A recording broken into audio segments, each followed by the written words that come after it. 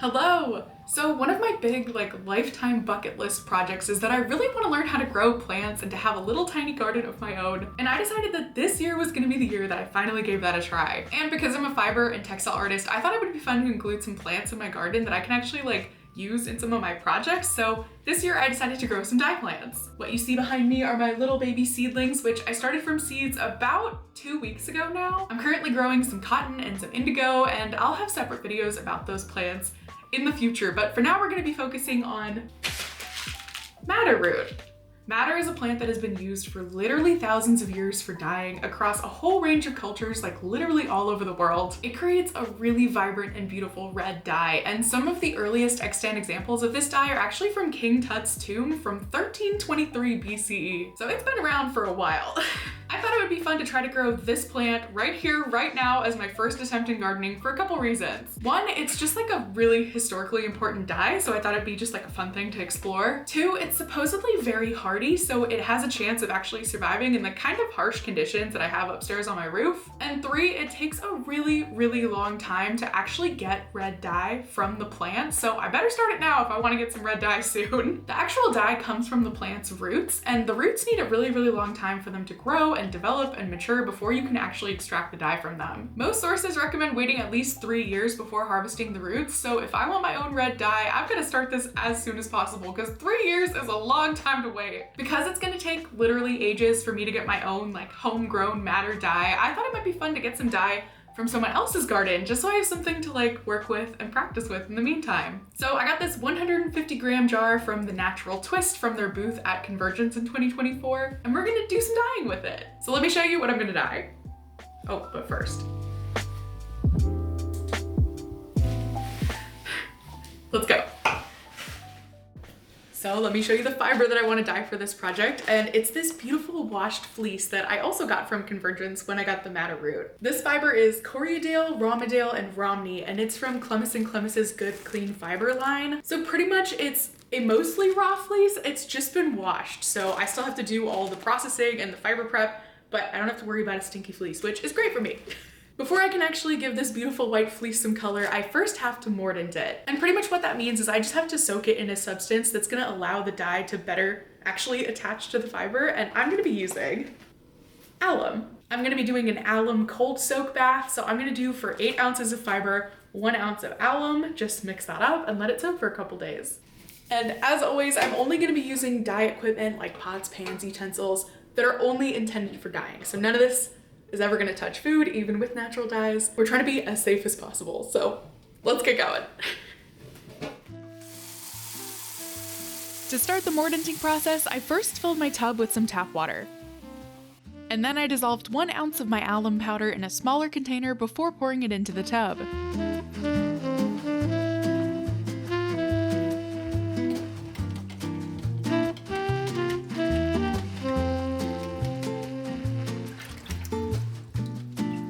Then I submerged my wash wool into the alum solution and left it overnight.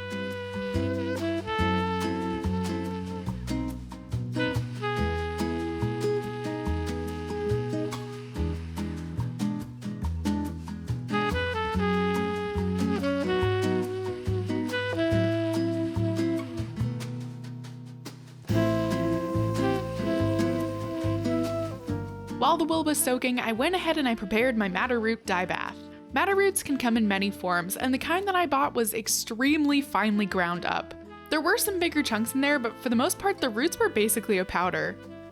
So just to make sure all of these tiny little bits and pieces don't get stuck in my wool, I decided to use a little cheesecloth bag to hold the madder in the dye bath.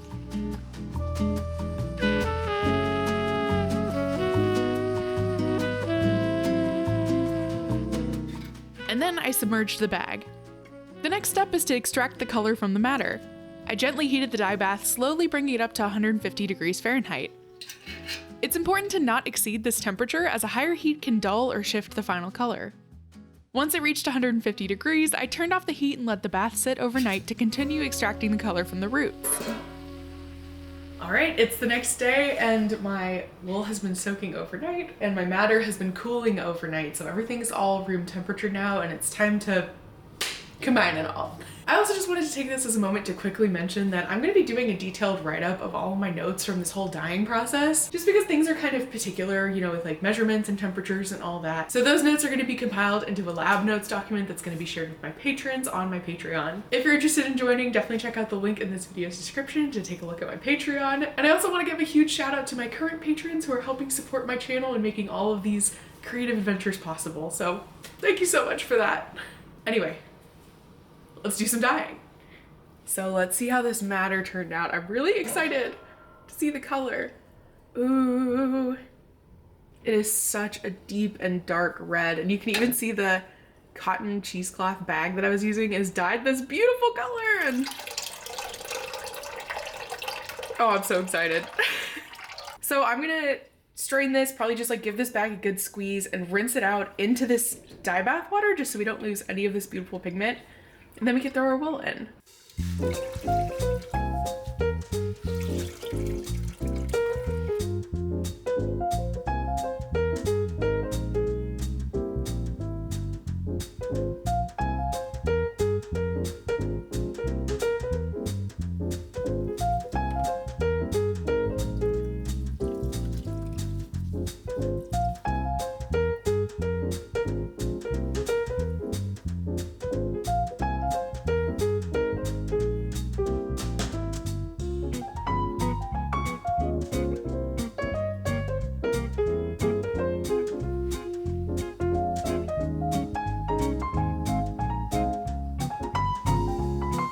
Once everything was submerged in the dye bath, I heated it until it reached 150 degrees again. Okay, so my wool is gently heating up, and as I removed the matder bag, like this guy, from the dye, I noticed that it was just like leaking color. Like color just kept like pouring and pouring out of it. So I'm like, this isn't done yet. I can definitely dye a lot more with this. So I've just been soaking this in some cold water, and every time I like dump out the cold water, there's just so much color left. So that made me excited. I'm like, okay, I can definitely dye some more. So I started scavenging around my house for things that are white that I could throw into this dye pot. I started by making some little bundles of different kinds of yarns that I have in my stash, just so I can see like how this matder behaves on different materials. I also threw in some mulberry silk, which I also put in like a little gauze bag just to kind of keep it together. And the last thing I think I'm gonna throw into my dye pot is this just like, it's basically a t-shirt that I thrifted, and it's 100% silk. So I think this is gonna take the matder really, really nicely. So that's just my like additional little dyed materials that I'm giving an alum soak. So when this is done, I'm just gonna pour in any remaining dye liquid, dye these little extras, and I'll show you how everything turned out. Hello, so it's been a couple days since we last checked in, and I wanna give you an update on my wool. So as you can see, I now have an absolutely massive pile of bright orange fluff, and I'm just like so excited about how this color turned out. It's definitely not that like super traditional bright red matder color. This definitely is leaning orange, but I'm okay with that because I adore this shade of orange. I think this turned out so beautifully. And then for my silk, this actually did turn out a little more kind of pinky red color, and I'm really, really happy with this color. And I think the two of these, when I blend them together, is gonna look really beautiful. So yeah, blending them together is the next step, and I'm gonna be using my drum carder to do that process. I have in total about 8 ounces of wool and 2 ounces of silk, and my drum carder can only really handle like 4 ounces of fiber at a time, so I'm definitely gonna have to split this up. And just to make sure that everything's nice and blended, I'm probably gonna pass everything through the carder at least twice. So yeah, let's get to it. This fleece had some gorgeous intact locks that I needed to open up and fluff up a little bit before putting them through my drum carder. So I used a flicker brush to gently brush each lock open.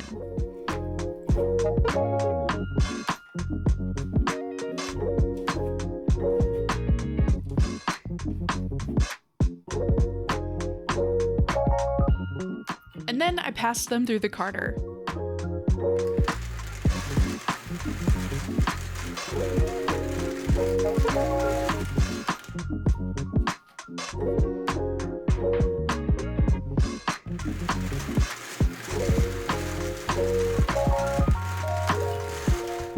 After laying down a layer of wool, I then added some of my dyed mulberry silk, which I gently painted onto the large drum.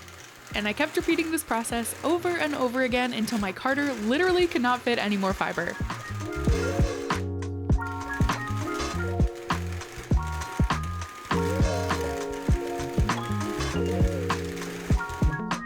This process is slow and tedious, but also really fun at the same time. It's an extremely satisfying tactile experience, and I could honestly do this for hours and hours and be totally happy.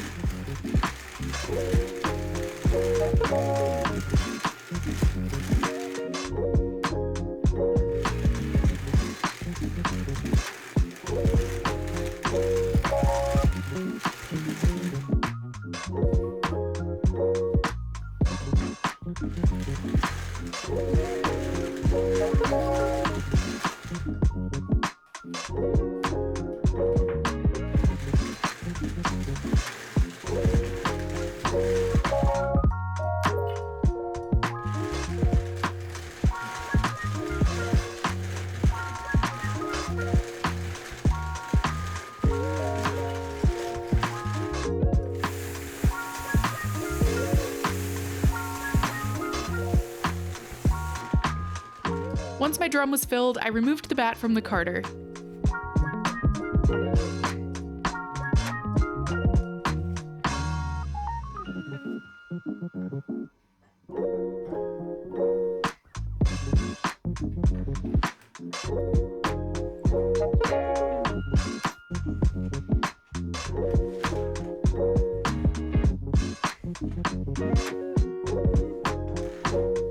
I loved how the bat turned out, but I wanted the silk to be more evenly spread out throughout the wool. So I tore the bat into strips and reprocessed it through the carder.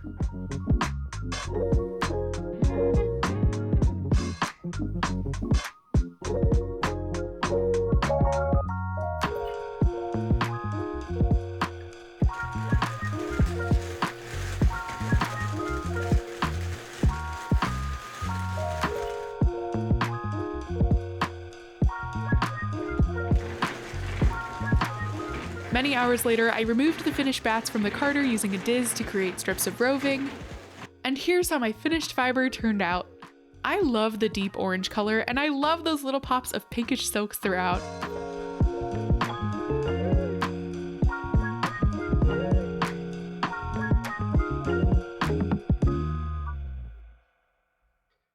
Okay, so I now have this absolutely overflowing bucket of wool silk blended fiber that is bright orange, dyed with madder root, and I could not be more excited. The next step is to turn all of this fluffy goodness into a yarn, and to do that I'm going to be using my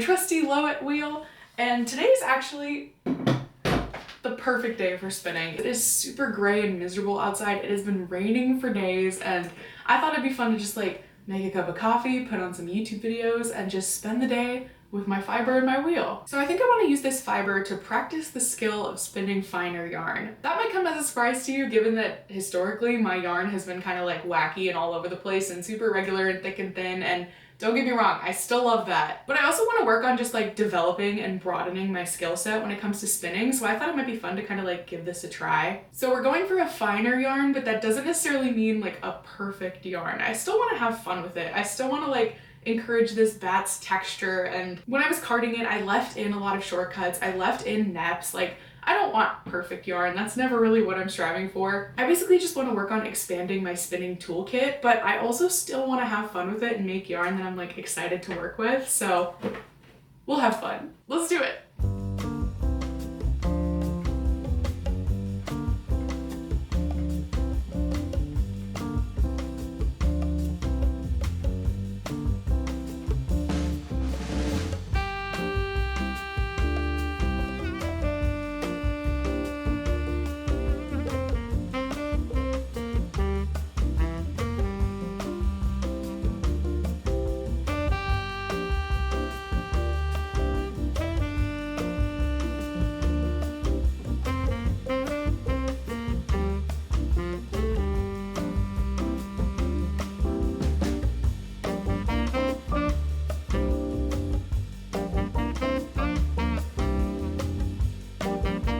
I filled up my bobbins over many hours of spinning over the course of many days, and during that time, my tiny little madder seedlings also grew like crazy.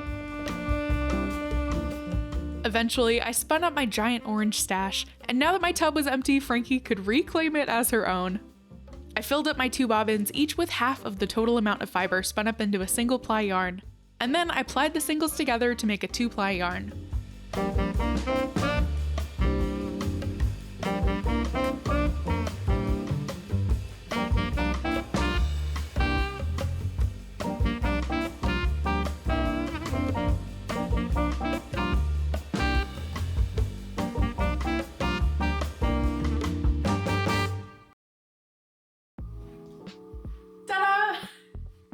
My yarn is all done and I am so excited about it. Oh, and also here's the silk shirt that I dyed as well.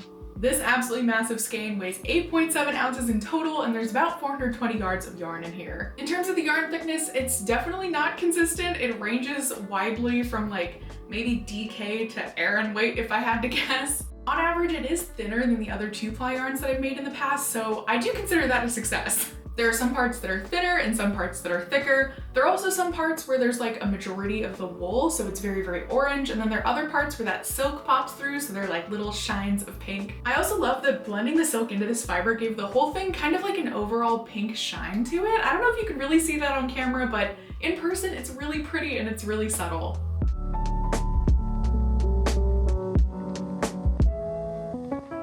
I love it. I just had so much fun with this project. There's definitely something about like taking a ground up plant material and then creating something like this as a result that just feels like magic. And it's also crazy to think that like these little guys, my little matder plants over here, might yield the same result someday. And I just think that is so wonderful and so exciting. Definitely let me know what you thought about this process as a whole, and also if you have any ideas for me about what I should do with this yarn. I honestly don't know what to do with it. I do have a lot of yarn, and there's a part of me that wants to weave something, and then also a part of me that wants to maybe knit something with it. Like maybe I can find a simple garter stitch shawl project or something that'll like really show off the character of this yarn.